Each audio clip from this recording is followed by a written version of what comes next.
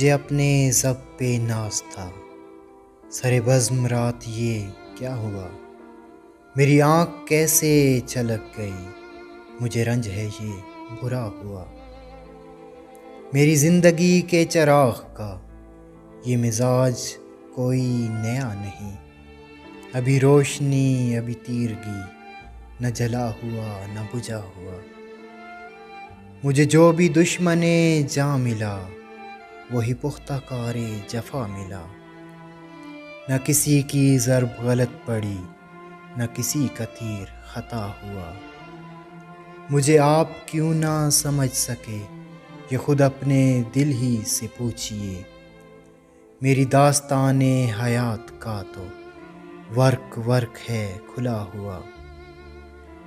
जो नज़र बचा के गुज़र गए मेरे सामने से अभी अभी, ये मेरे ही शहर के लोग थे, मेरे घर से घर है मिला हुआ। हमें इसका कोई भी हक नहीं कि शरीके बज़्म खुलूस हों। न हमारे पास निकाब है, न कुछ आस्ती में छुपा हुआ।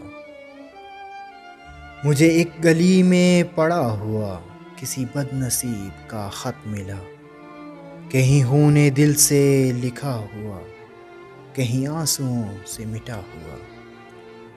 मुझे हमसफ़र भी मिला कोई, तो शिकस्ता हाल मेरी तरह, कई मंज़लों का थका हुआ, कहीं रास्तों में लुटा हुआ।